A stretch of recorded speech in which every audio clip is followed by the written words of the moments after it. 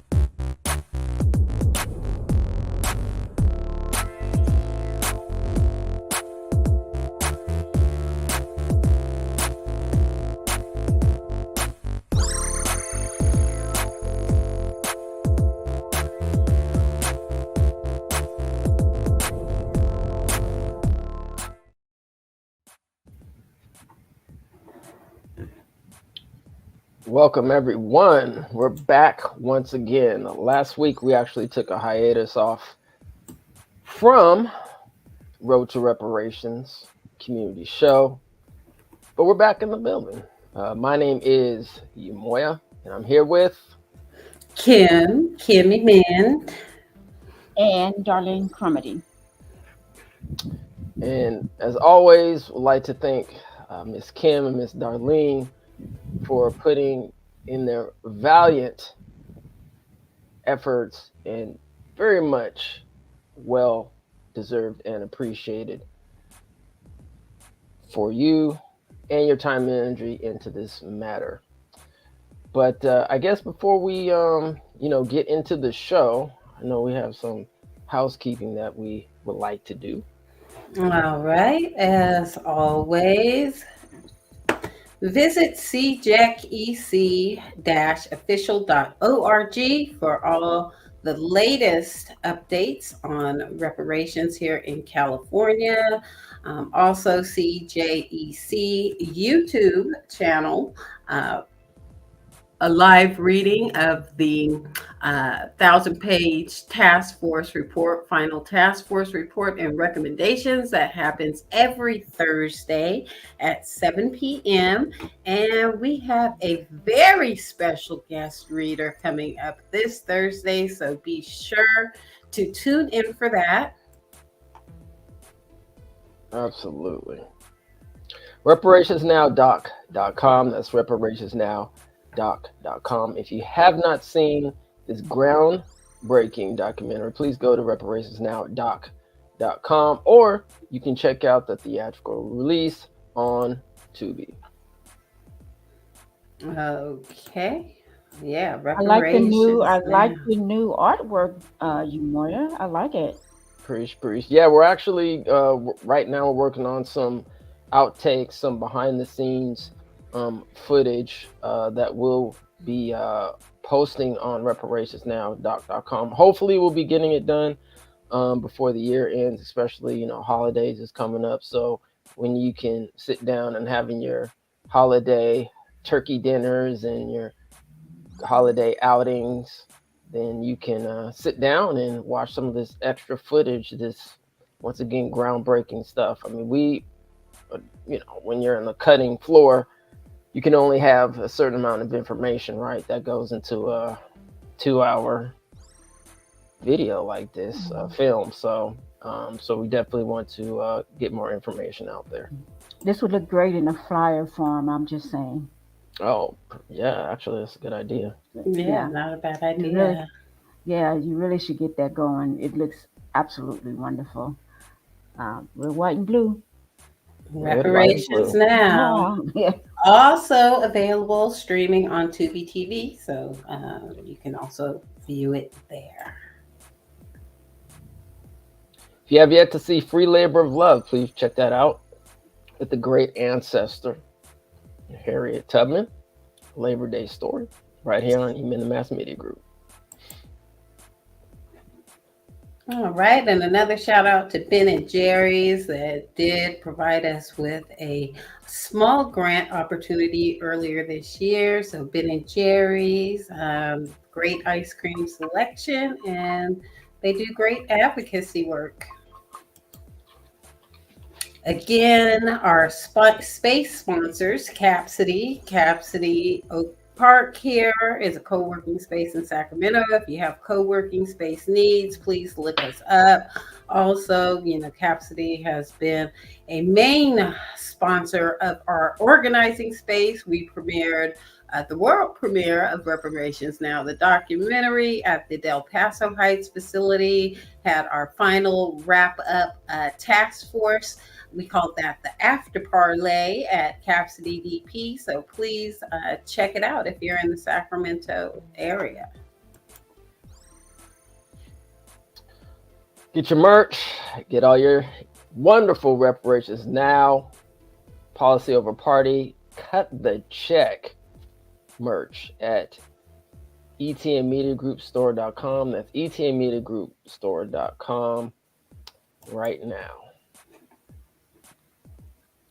An affiliate link. Support Men the Mass Media Group. Just hit that affiliate link right there. I guess you can actually use the QR code too that finger is pointing to as well. Go ahead, supporting Men the Mass Media Group. It's free and doing a wonderful job to help out on this platform. So we appreciate you. Thank you. The Case of Emmanuel Smith. If you have not yet seen the series, please watch it. As we get closer to his trial that's coming up in December, I don't know when the exact date is off the top of my head, but we will let you know. He really needs your support. Unfortunately, he's just going through a lot right now. So anything that we can do to help him out would be greatly appreciated. But if you have a chance, and if you're not familiar with what's going on with Emmanuel Smith, it's available right now, the series. So please go check this out. I think we have a couple more episodes that we're going to be posting. So please check that out.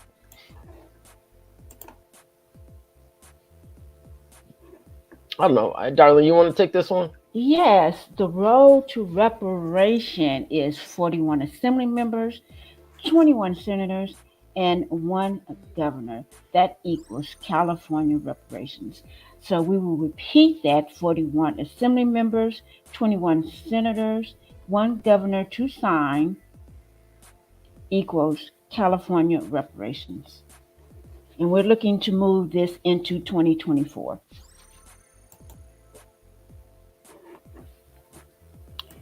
The following forms of reparations exist: 1. Restitution. 2. Compensation. 3. Rehabilitation. 4. Satisfaction. 5. Guarantees of non-repetition. And this is referenced in the California Task Force report, page 17 of the executive summary, and page 512, chapter 14, International Reparations Framework. All right. Thank you for that, Miss Darlene. And I think we can get into introducing the assembly member representatives that we'll be highlighting today, districts 1 through 9. Want to But, kick bef- it? but before we do that, hold on. I have a surprise. Oh, a surprise. We've got a surprise. All right, I so like watch this, surprises. family. We got a surprise. Okay. I had a chance to speak with somebody, Uh-oh. and I interviewed him, or actually, I technically didn't interview him, but I was able to ask him a question. All right. So Okay. let's see what this brother has to say. Okay. Do we let's know go. him well? Well, you'll see after this video. So let's go play it. We asked Coach Sanders after the game how he felt about reparations, and this is what he had to say. But I'm serious. I analyze and I understand what we're up against and what we have and what we need. One thing that I can say honestly and candidly, we got some work to do, and you better get us right now, because I like what I see. I love I know I have on shades, but I can see the future, and it looks really good. So I'm excited about it. I really am.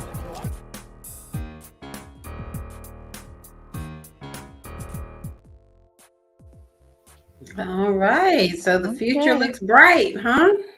So if our good brother, Coach Deion Sanders, is really informed, he analyzes, and he's ready to go with reparations, I think we all should be ready to go, because the future is bright for reparations. What do you think? Well, the future looks bright. 4121 plus 1. Looks so bright. Gotta wear shades. Bling it. All right. I think we're ready to roll. All right. Okay. Up first is Assembly Member Megan Dale. She is of the Republican Party, and she is California. She represents California State Assembly District 1. Her tenure is 2019 to the present, and her term ends in 2024. So she's been there for 3 years. So let's see if she's going to regain that seat again, so she can vote on some of these reparation bills that are going to be coming through. Of course, she has a office at the state capitol, Reading District Office, and Grass Valley District Office. Her counties include Alpine, Amador, El Dorado, Lesser, McDowell, Nevada, Plessa, Plumas, Shasta, Sierra, and what is that, Siskiyou? Siskiyou. Yeah, that is in that area, so I knew you guys would know what that was. Okay, there wasn't a lot on her as far as what she supports, but she does support rural education, advanced placement, and enrichment class for her students in that area.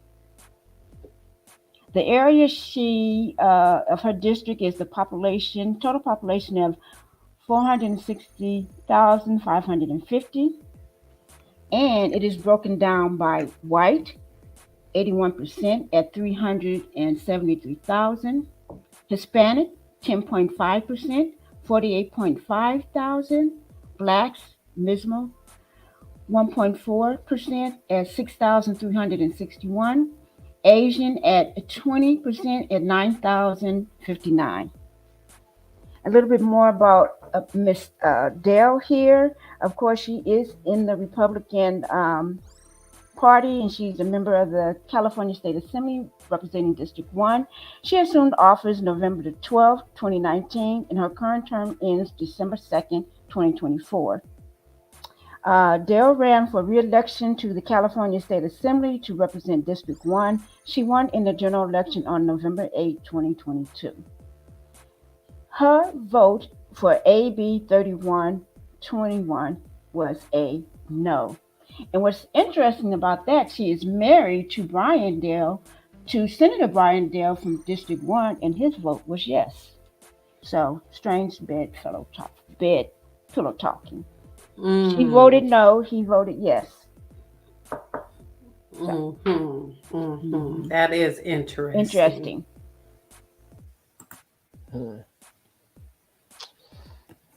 All right, so we have Jim Wood, District 2.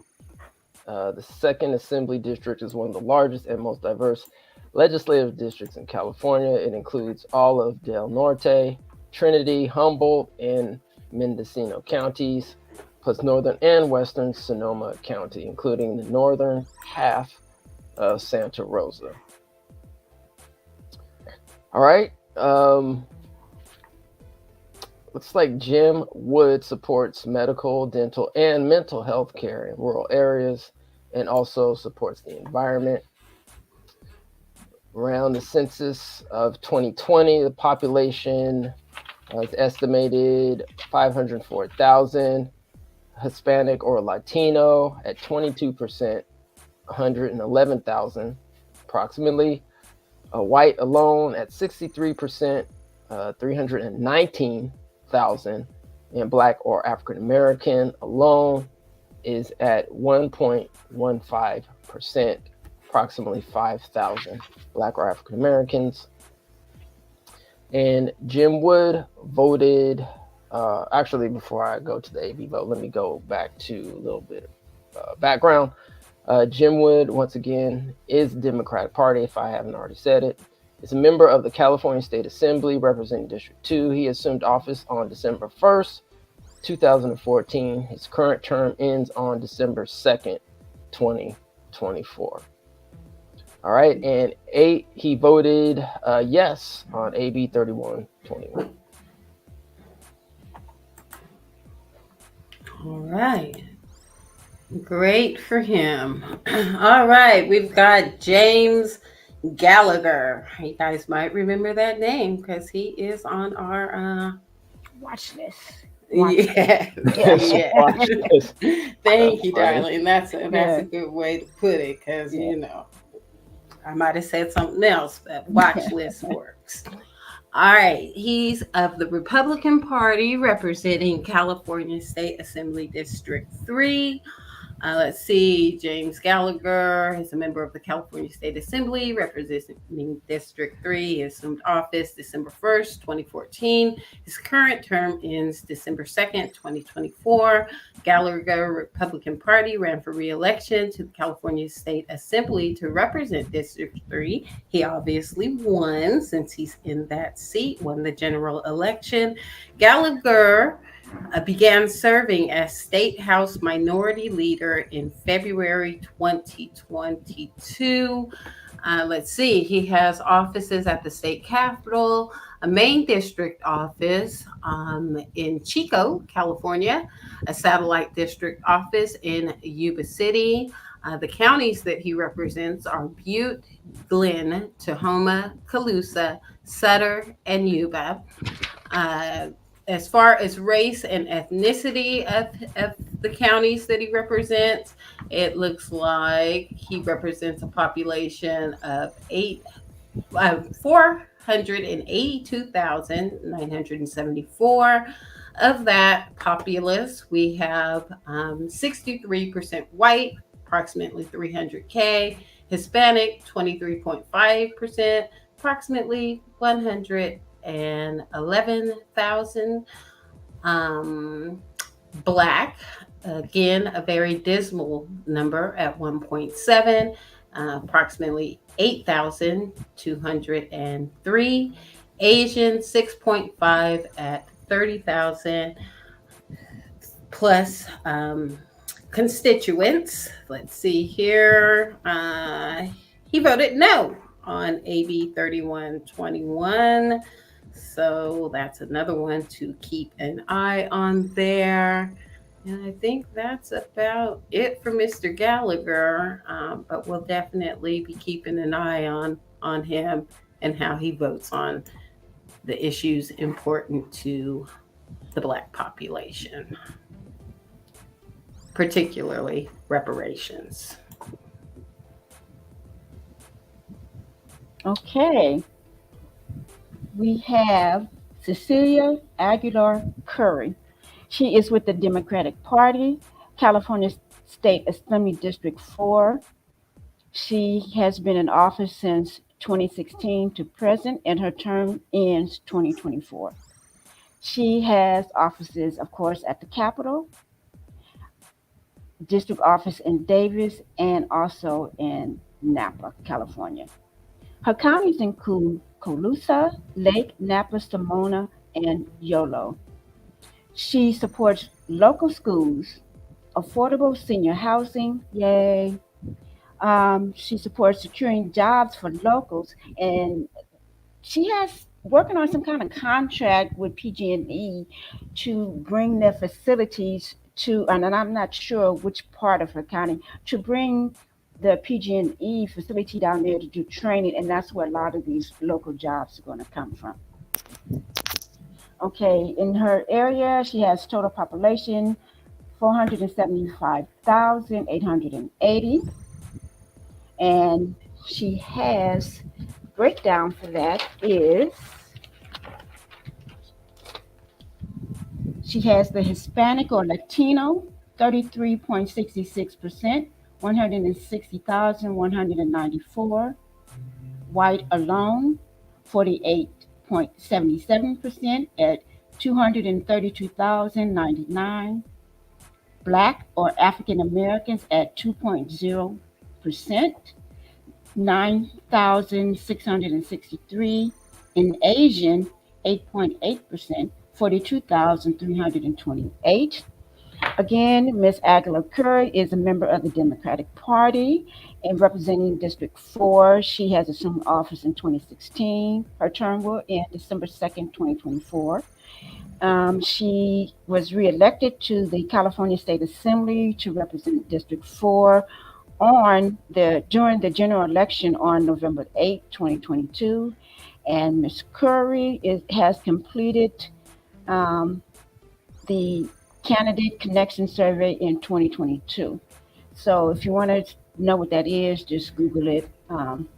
And Ms. Aguilar Curry, we want to shout out to her for her AB 3121 vote, which was a yes. Okay. And real quick before we move on, I realized I did not go over Gallagher. Gallagher, again, remember that name, everybody. What he supports. So he does support small business, fire recovery, and farmers, just in case anybody is interested. And the Hispanic population is 23.5, white is 63.1. So which farmers? We can safely say maybe Hispanic. Yeah, I mean, if they're actually, I don't even know if they actually own the farm, but yeah, that's a whole nother topic. Right. That's a whole nother topic. Yeah. Okay, so we've done Curry, so we'll move on. There you go. All right, Joe Patterson. Joe Patterson is of the Republican Party. He's a member of the California State Assembly representing District 5.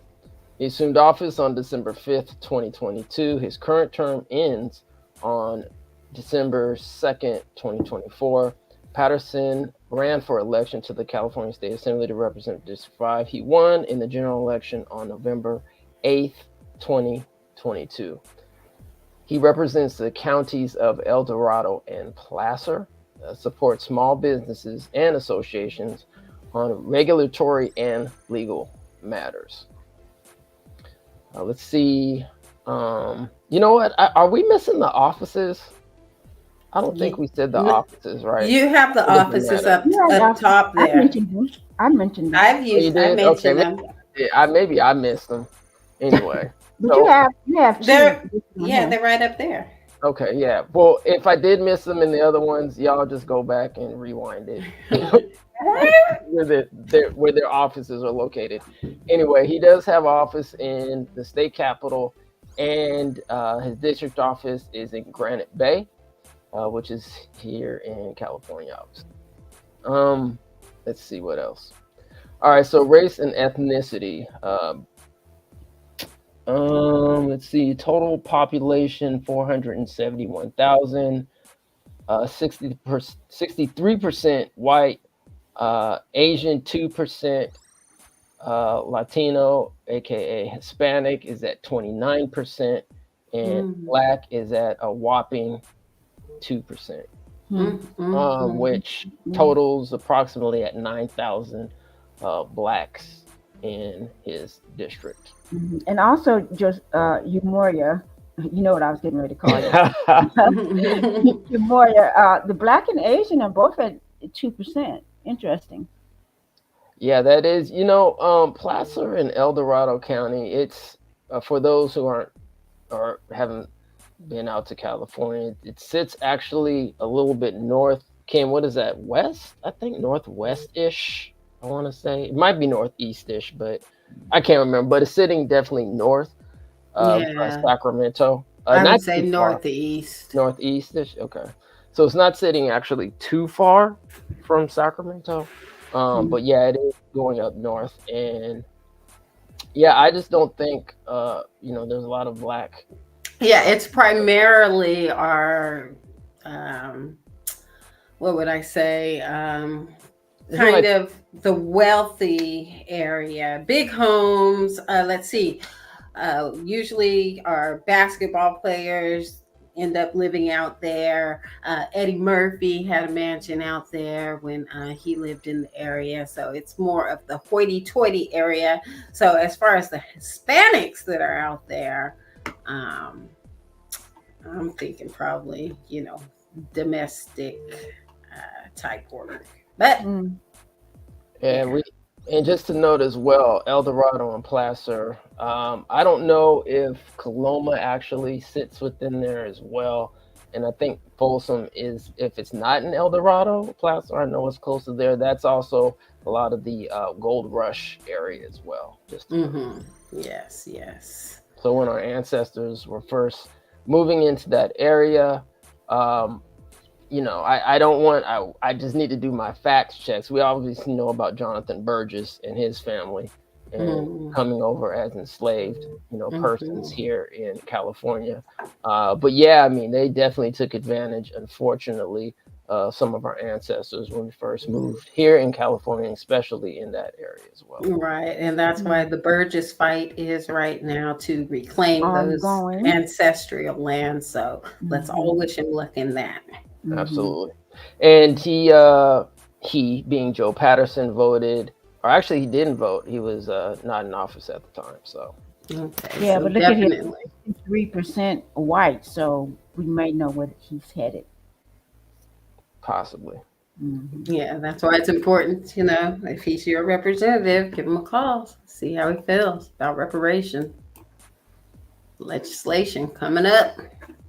All right, next we have Assembly Member Kevin McCarty, California State Assembly District 6. He has offices at the state capitol here in Sacramento and also an office on L Street in Sacramento, and that's the downtown area of Sacramento. The counties that he represents, Sacramento, so he has a big swath of the Sacramento area.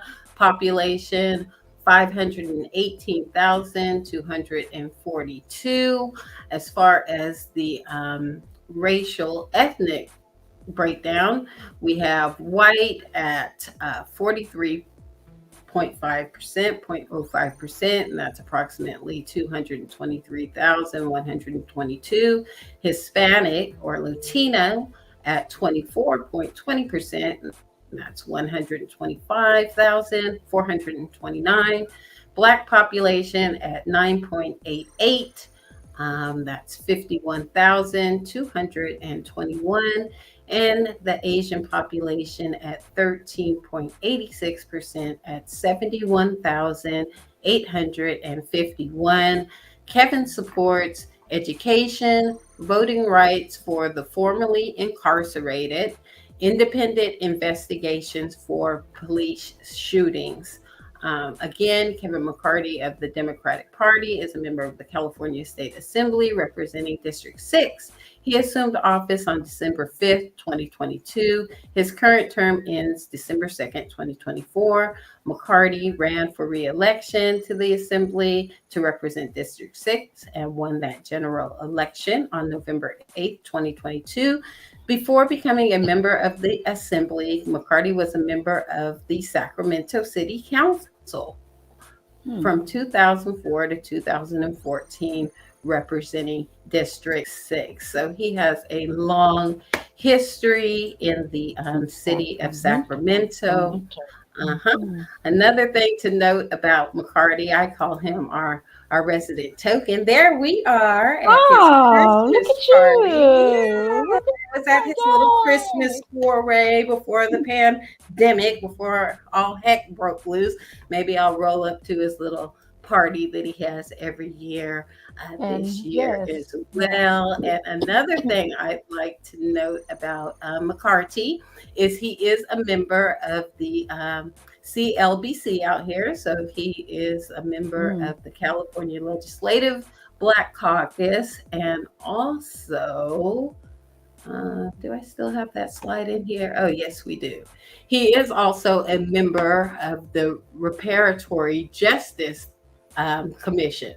That's a new commission that was just created, and McCarty sits on that as well. So I think we can call him an ally, but we'll definitely be keeping an eye on his vote. He did vote yes initially for AB 3121, so that is a good sign.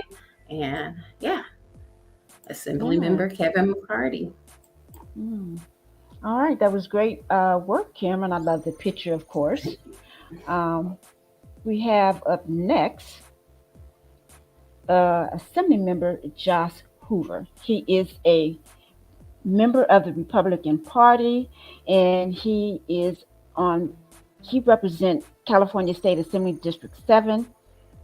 His tenure was in 2022 to present, and his term ends on 2024. Of course, he has a state office at the Capitol, and his district office is in Folsom, California. The county he represents is Sacramento as well, so I just gave 3 of the cities, which is Citrus Heights, Folsom, and Rancho Cordova. He supports jobs and economic development, small businesses, and students with disabilities. Total population is 700,032,954. The breakdown is whites 54.5%, 399,000. Hispanic 16.4%, 120,000. Black 7.5, 55,000. Asian is 15% at 111,000. And again, Mr. Hoover is a member of the Republican Party and is a member of the California State Assembly representing District 7. He assumed office on December 5th, 2022. His current term ends December 2nd, 2024. He ran for the election to the California State Assembly to represent District 7, and he won on the general election on November 8th, 2022. For his vote on the AB 3121, his vote was he was not in office. But we do need to, along with him and everyone else, put him on our watch list. Definitely.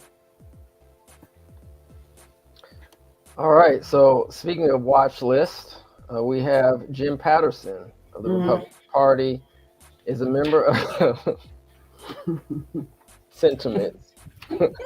I get. Jim Patterson, Republican Party, is a member of the California State Assembly. representing District 8. He assumed office on December 5th, 2022. His current term ends on December 2nd, 2024. Patterson ran for re-election to the California State Assembly to represent District 8. He won in the general election on November 8th, 2022. He supports auditing the California High-Speed Rail Authority, the Department of Motor Vehicles, and the Employment Development Department, human trafficking survivors, and he's passionate. He's a passionate advocate for adoption.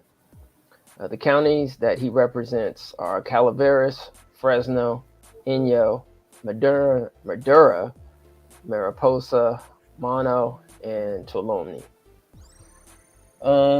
He has office in state capital and I believe in Fresno. Yeah, he's got an office in Fresno. In terms of population, approximately 500,000. White population is 54%. Black population is at 8%, and Hispanic population is at 20%, which totals for the Black population around 41,000. And let's see what else about him. Yeah, he voted no on AB 3121. So yeah, another person that's going to be on the watch list. Yes, I mean, it just says a lot when someone even votes no for a study. You know, it just absolutely. You know, it just says a lot about the person. You know, I mean, it's already not represented in schools, but you know, we see why. Yeah, I hope they were able to get him a copy of the final report so he can educate himself on, you know, why reparations is warranted here in California. And I see he wants to audit the train to nowhere, the high-speed rail. I mean, no, right? I don't know how long they've been talking about that thing, but the thing is, it is a eminent domain issue because they want to, you know, cut through a bunch of farmland out there, and the farmers aren't having it. So, yeah, they're throwing a lot of money at that high-speed rail, and it's just not able to get it off the ground at all. All right, and we have, rounding out our legislative learning for today, Assembly members, we have Republican Party Heath Flora, tenure 2022 to present, term ends 2024. He has district offices in Ripton and at the California State Capitol here in Sacramento. He represents counties Sacramento and San Joaquin. The race and ethnicity of the population, which is 490,736. Race and ethnicity breakdown for that is white 32.4%, approximately 159,000. Hispanic 25.7%, 126,000. Black 12%, 59.1 thousand, and Asian 22.9% at 112,000 constituents. He supports improved public safety, hardworking farmers, firefighter apprenticeship programs, and I hope that is for the firefighters that are forced to work while in prison but are not able to get certified to get these jobs once they get out. So, I mean, that might be a question to ask him if he's your representative. Absolutely. Yes. And also, again, Heath Flora, Republican Party, is a member of the California State Assembly representing District 9, assumed office on December 5th, 2022. His current term ends December 2nd, 2024. Flora ran for re-election to the California State Assembly to represent District 9. He won in the general election on November 8th, 2022. And it looks like we have a NVR No vote recorded on AB 3121. I know it says his tenure in this particular seat is 2022 to 2024, but he was in the state assembly for District 12 at the time of the AB 3121 vote, and for whatever reason, he chose to abstain. So that is our roundup of assembly members for today. What else do we have here? All right, so as usual, we'll go over the AB 3121 vote recap. And I guess next time we'll add in the districts. And thanks, Kim, for that wonderful point and update that we need to do.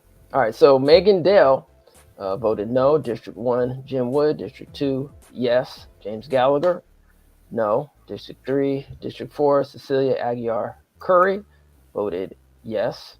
Joe Patterson, not in office at the time. Kevin McCarty, yes. Josh Hoover, not in office. Jim Patterson, not in office. And Health, Flora? No vote recorded. Do you know how to pronounce it? I know, Kim, you did him. Health? Isn't it just health? Is it Health, Flora? It's Heath. Oh, Heath. My bad. Heath. Oh, you put that L in there. Okay. Health. Health. Health. We'll just call him Health. Yeah, Health. Heath Flora. Maybe I was thinking like, dentistry, how you have fluoride and flora. I don't know. Yeah. But yes, it looks like it's Heath on Heath the Flora. official Okay. documentation. Yes. Thanks for that update, Heath. Health. All right. And were there some other things you wanted to go over before we get out of here? Yeah, I want to go over some current things that the governor is doing. But before that, actually, Darlene, do you want to go over some of the ACAA stuff? Sure. Okay, thank you. Okay, if everyone was aware that the ACA 8 vote, I think it was Wednesday, September 13th, went for vote. And if those who don't know what it is to end slavery in California. And this screenshot was at A's 60 and no's 2. And so we actually thought it was finished, and that meant that the Assembly bill, the Assembly Constitution Amendment did pass into resolution. So we thought that was it. But, next slide. But actually, we have additional members voting. And so this kind of rounds out the 80 Assembly members. So, and the actual tally for yay was 68, 62 being Democrats and 4 being Republicans. And the tally for the no votes were 4, and all of them being Republicans. And if I'm understanding, and Yumori and Kim chime in, and the reason why we first saw the 60 is because it did pass, but the actual vote in and of itself had not closed. That is why we see the additional votes in. It was a timing issue. Mm-hmm. Yeah. So they might have just been a little slow on the draw. A little slow. And I think personally myself, especially for the A votes, they wanted to go on record personally and make sure that their vote was recorded. Okay. As you can see, the ones that came in later. And as far as the other 2 Republicans, of course, Dale, Megan, she is someone that we're keeping an eye on. She wanted to go on record as saying no. She voted against ending. She votes against ending slavery in the penal system, as well as studying reparations. Exactly. So it'll be interesting when it goes to the Senate to see how her husband votes. For some reason that just it's interesting to me because it's interesting pillow talk. So right, splitting the vote. Yeah, yeah. Hey, Kim, if you can go back to the previous slide for ACAA. Yeah, let's see how Gallagher voted. Remember Gallagher, where he voted? He was one of the original no's. Well, Well, I just wanted to mention this one for the ACA 8 because it's requiring a 2/3 vote. I think probably once we get done with the assembly, I like to actually go over, the different acronyms, the ACA 8s, the SBs, and the ACRs, and all this other stuff, if we haven't already, and just kind of um, understand the differences and why some of these bills are named why they are. So I think we definitely should revisit that. Yeah. And as far as later. AC8, it's easy to say AB, it's easy to say SB, but the C stands for Constitution. It's already in the Constitution, so they want to amend it, the California Constitution. Right. And So it that needs to means be when you see amended. an ACA, that means that it has to go to the ballot Yes. and be voted on by the public. Correct. So, and also because this is going to change the Constitution, it's actually requiring a 2/3 vote. And if I'm correct, please let me know. Kim and Darlene, I believe you need 54 votes for the bill, or in this case, resolution to pass. And I think that's where I think it was the confusion was because it already had met the 2/3 and it was closed out. Well, we thought it was closed. That we were able to capture this, and I should say, I captured it. The 60 Shout out vote, to and Darlene. yeah, I was ready for my screenshot. I had my hands ready. So it was just it was just interesting. The next thing we knew, it was 64, and then we knew, and the final vote was 68. So it's a timing issue. That's how it's been explained to me. So. And if anyone else knows anything else about it, if you could put it in the chat, and we're probably going to be doing some more digging on that issue as well as we move forward. Absolutely.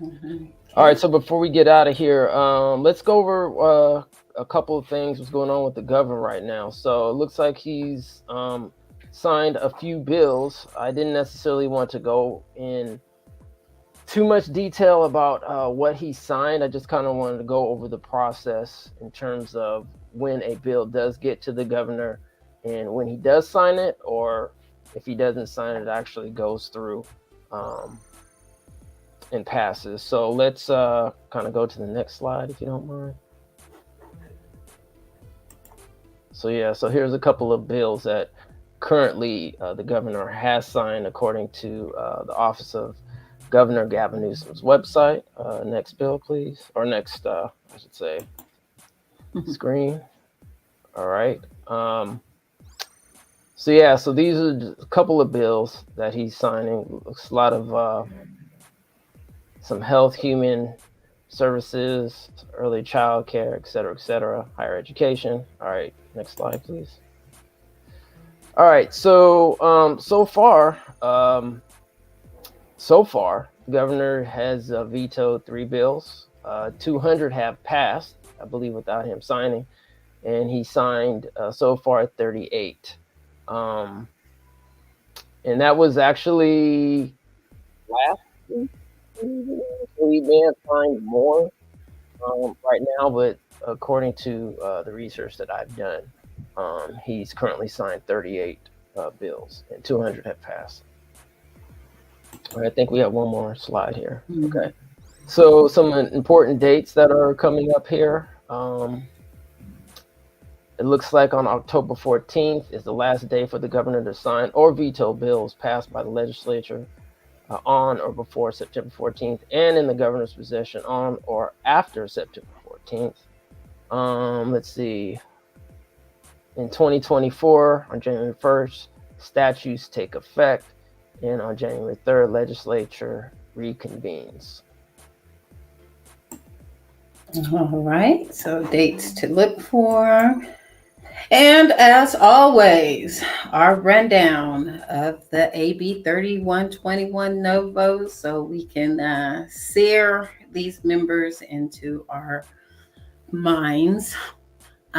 Let's see what we've got going on. We'll just deal with the ones that are still in office. As we know, the Senate side that voted no is no longer in political practice, so they can do no more harm.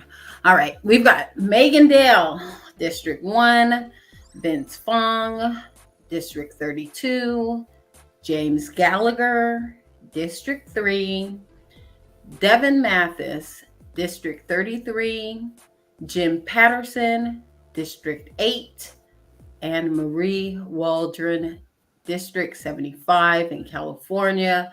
In Congress, we need to keep an eye on Kevin Kiley, U.S. House District 3, and Jay Obernolte, U.S. House District 23. And as you can all note, these are all Republican Party members that voted no on AB 3121 back in 2020. So that's just something to keep in mind.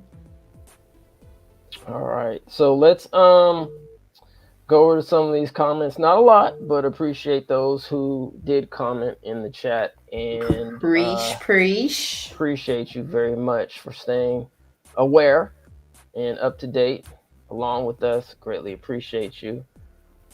All right. Let's go. Good morning, fam. I'll catch the replay. Thanks for all you do. Thank you.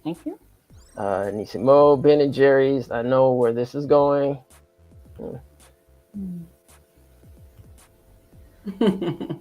Oh, smile. Good edit. Truth to Power. I'm assuming you're talking about Deion Sanders. If so, appreciate that. Yeah, that was a very interesting game. If nobody saw it, I know we have some people that are sports fans, collegiate sports football fans, and some that aren't. Me, honestly, I only watched the game for Deion Sanders. I just got to be real. Outside of that, I probably wouldn't have watched the game. I actually watched just a little bit. I didn't watch the whole thing. But yeah, Deion Sanders in the Colorado. Woo. Yeah, the Buffaloes, they got handed one by Oregon. But hey, you live and learn, and Deion's attitude is like, we're gonna bounce back and we're gonna be fine. So that shows a great person, great leadership, and shout out to him, Black American, confidence going into the season, because you gotta be confident, because a lot of people are going to tell you you can't do this, you can't do that, a lot of naysayers. So shout out to Coach Deion Sanders. SB 490, yes, SB 490. Do we have a slide of that somewhere, Cam? If you have that, if you don't mind putting that up real quick somewhere. Thanks for mentioning that. Truth to Power. SB 490, yes, a bill to hopefully establish the California American Freedmen Affairs Agency. Once again, we'll see a genealogy office, communications media, data research and collections office, and so much more that we're looking forward to this bill. And that's one reason why we're doing these shows, is so we can know, who's in office, when they're going to be in office, and so we can all reach out to them if you live in those particular districts. I don't know if you two have anything else to say on SB 490. The only thing I would say, Umoria, we talked about having a show comparing the actual bill that Senator Bradford introduced and what's actually in the California Reparations Task Force final report, comparing and to make sure we're looking at apples and apples or apples and oranges. Yeah, that's a great idea, Darlene. We should do a off scheduled show on that. Off schedule, yes. Yeah. Mm-hmm. We'll let the family know when we're having it. I don't know if we're going to do it live or pre-recorded or not. We'll see. What our schedule is like. But regardless, that's a good idea, Darlene. We should definitely do that. Mm-hmm. All right. Okay, she got to get out the paint if she voted nay on AB 3120. Absolutely. I'm assuming you're talking about Megan Dell, maybe, I guess. Yeah. I don't know how else we is going to have to get out the paint, but... her and that Patterson guy, but I don't think we had got to Patterson yet. We haven't got to Patterson yet. All right. Good morning, fam. Oh, okay, so it looks like you did make it. Thanks for coming. Appreciate you. Thanks. Appreciate you. Okay. An unrelated question. I don't hear anything about illegal migrants being sent to California cities. Are we being inundated as well. Yes. If we are, where is? I didn't get a chance to finish the whole question. If Where's the we are, money's coming from to support yeah, their cause? They're coming from reparations. Exactly. yeah, tax money. As far as I'm aware, could be wrong. I mean, we could double investigate that, but usually that's comes out of the taxpayer's pocket. It's out of control, Esax, especially in LA. Yeah, I mean, even I think if I'm correct, California is a sanctuary state. So, Yes. yeah, here we go. Can an argument be used to support our cause for reparations if monies are being spent to support illegal migrants? Can an argument be used to support our cause for reparations if monies are being spent? I don't know, Kim or I Darlene, mean, if you want to answer that absolutely, question. absolutely. I That's what guess we so, have been yeah. talking Yeah. about. Are we like, you got money for everything else? Where the reparations at? Where the reparations at? So We see yeah, where our definitely. reparations are going. So yes, we let them know, point blank. We follow the money. Exactly. Follow the monies. All right. Well, I think that's a close to wrap. So thanks everyone for coming. If you have any more comments or questions, ideas, whatever you have in terms of legislation, how you can get involved, definitely hit us up at etmediagroup@gmail.com. And also, if you want to get involved more so on the advocacy work, go to cjec-official.org and sign up on the newsletter. And I believe there should be like a contact sheet if you actually want to volunteer or actually get further involved with CJEC, the Coalition for a Just and Equitable California. Once again, that's cjec-official.org. That's cjec.official.org.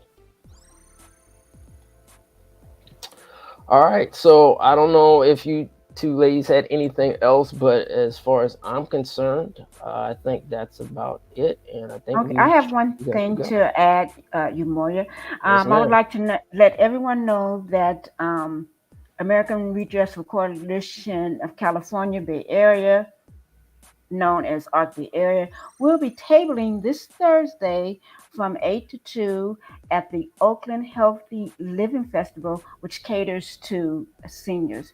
If you're in the area, come by. We will have CJEC material, we will have ARC Bay Area material, and of course, we will have ETM material to hand out and a little giveaway. So come by if you're there. Darlene, do you guys have like some informational or flyer or anything on that? No, we do not have a flyer. Okay. No. Maybe you said this is Thursday? This Thursday, the 28th, from 8 to 2 in the Oakland Zoo. In the Oakland Zoo. Okay. Maybe we'll put it up on our community tab. Just informational. Just let Kim and I know, and we'll put it on our community tab. Okay, I will definitely do that. Myself and Josiah Williams will be there. All right, wonderful. So it's going to be a worthy cause and a great event. Yes. You're going to. Mm-hmm. All right, wonderful. Spreading the news of reparations. Yeah, happy canvassing. Yes. Happy canvassing. All right, family, you have a wonderful Sunday, and stay blessed, stay strong, stay informed, and we really appreciate you taking the time out with us, because as Deion Sanders said, sometimes people, and I'm paraphrasing him, will look at you and think a certain way, but you just have to keep a strong attitude in whatever you're doing. So you know what, I think we're gonna go out with Deion Sanders. I know we usually have a longer outro, but let's go out with Deion Sanders. All right. Okay. Thank you everyone for joining us. All right, thank you all for joining us, and we'll see you, I guess, next Sunday, which is what, the shoot, what is that? October The first. October 1st. Yeah. Boy, is this year's flying by. It's already October the 1st. My Jeez. goodness. October 1st. Yeah, so we'll see you next Sunday, October 1st. Sundays right here on Emenda Mass Media Group. That's 10 a.m. And if you can't come here live, then check us out. Oh, hold on a second. Maybe there's one more person with a comment. Okay, thank you. Appreciate you all for being here. Yes, thank you too. All right.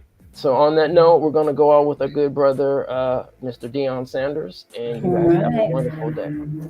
All right, peace and Lineage-based reparations. all right. We asked Coach Sanders after the game how he felt about reparations, and this is what he had to say. But I'm serious. I analyze and I understand what we're up against and what we have and what we need. One thing that I could say honestly and candidly, we got some work to do. And you better get us right now. Because I like what I see. I love I know I have on shades, but I can see the future. And it looks really good. So I'm excited about it. I really am.